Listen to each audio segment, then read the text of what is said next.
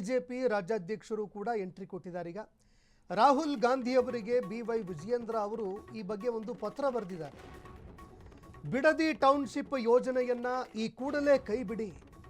ರಾಜ್ಯ ಸರ್ಕಾರದ ಯೋಜನೆಯಲ್ಲಿ ನೀವು ಮಧ್ಯಪ್ರವೇಶ ಮಾಡಬೇಕು. ಕಣ್ಣೀರು ಹಾಕ್ತಿರುವಂತಹ ರೈತರ ಕುಟುಂಬಗಳನ್ನು ರಕ್ಷಣೆ ಮಾಡಿ ಅಂತ BY ವಿಜಯೇಂದ್ರ ಪತ್ರ ಬರೆದಿದ್ದಾರೆ. ನೊಂದ ರೈತರ ಕಣ್ಣೀರನ್ನು ಒರೆಸುವಂತಹ ಕೆಲಸವನ್ನ ನೀವು ಮಾಡಿ ಅಂತ ರಾಹುಲ್ ಗಾಂಧಿ ಅವರಿಗೆ ಬಿಜೆಪಿ ರಾಜ್ಯಾಧ್ಯಕ್ಷ BY ವಿಜಯೇಂದ್ರ ಮನವಿ ಮಾಡಿಕೊಂಡಿದ್ದಾರೆ. ಇನ್ನು ಬಿಡದಿ ಟೌನ್ಶಿಪ್ ವಿಚಾರಕ್ಕೆ ಸಂಬಂಧಪಟ್ಟಂತೆ ಒಂದೆಡೆ ರೈತರು ಈಗಾಗಲೇ ಪ್ರತಿಭಟನೆ ಮಾಡ್ತಾ ಇದ್ದಾರೆ. JDS ಕೂಡ ಈಗ ಪ್ರತಿಭಟನೆಗೆ ಧುಮುಕಿದೆ. ಈ ನಡುವೆ ಇದೀಗ ಬಿಜೆಪಿ ಕೂಡ ಈ ಪ್ರತಿಭಟನೆಗೆ ಮುಂದಾಗ್ತಾ ಇದೆ. ಒಂದು ಕಡೆ BY ವಿಜಯೇಂದ್ರ ಅವರು ರಾಹುಲ್ ಗಾಂಧಿ ಅವರಿಗೆ ನೇರವಾಗಿ ಈ ಬಗ್ಗೆ ಪತ್ರ ಬರೆದಿದ್ದಾರೆ.